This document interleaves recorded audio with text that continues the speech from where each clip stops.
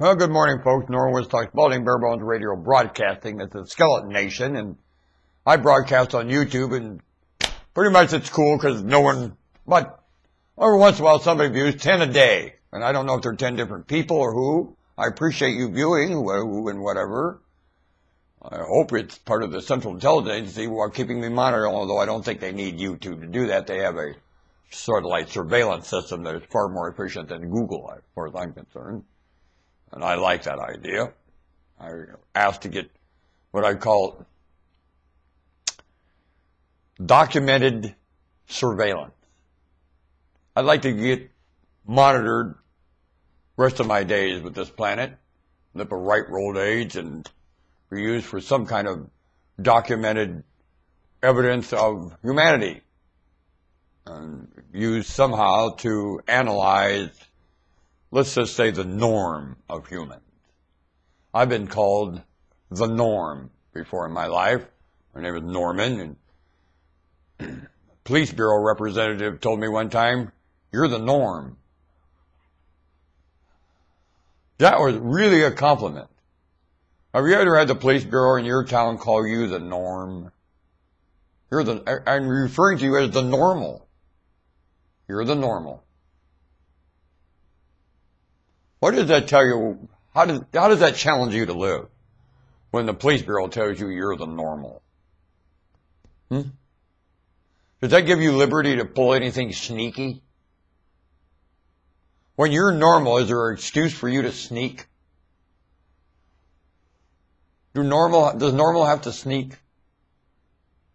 Say normal's around things, nothing's normal. And you're the only thing normal. You have to sneak. When you live below the profile, does that mean you sneak? No. It means, in fact, you do quite the opposite. When you're normal, you live below the profile, the radar, the profile. No need to sneak. You're not competing. You're not looking for recognition. You're not trying to advance your reputation for a payroll advance or anything like that. You're not having to backstab anybody or anything.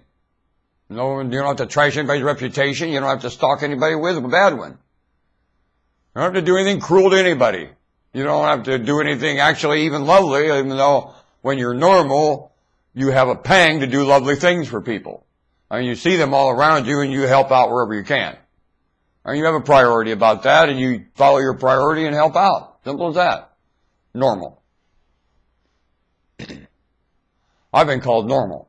I do that as best I can, and I've kind of worked myself into a box somewhat. I've squandered living pretty much. I'm the prodigal, so the prodigal normal is a long way home. Yep.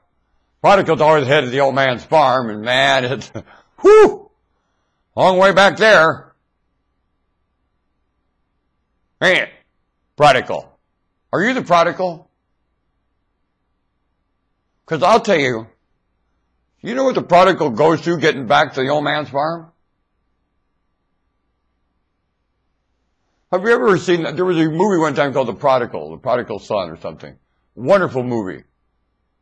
And it takes that parable and depicts it in a man experiencing it. It's quite a movie. It's a years old movie. I saw it when I was a kid. I remember the struggle of that prodigal. I tell you, I'm in it. And anyone facing themselves and maturing as a human being goes through it. Human maturity is a prodigal state. It is admitting your mistakes and crossing in your mind where you made the mistake. You can't go back and relive it. You have to pick up the crumbs of it and move on. Sometimes it's so bad you can't.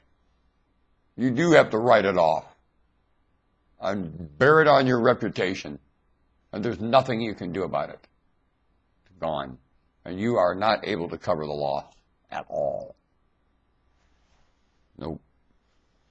It's tough duty, and you have to watch how you live, lest that is your cage.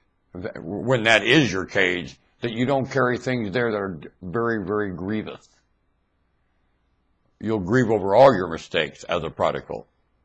And hope to God you weren't stupid enough to make some that are very, very tragic. In my case, most of them were because of mischief, and I'm very fortunate. I came too close to tragedy too many times. Well, guess what? Something instinctive in me, my decisions held me on course. I didn't make any choices. There was no choice to make. I had already made a decision to hold a course, and so that, say, well, you had a choice there. Well, no, I didn't.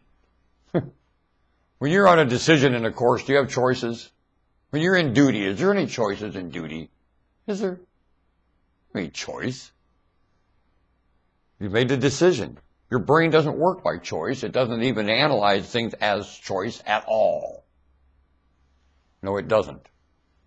It holds true to a course. That's how your brain works. Now, when it doesn't do that and it's using choice all the time, let me tell you something. Your brain is failing.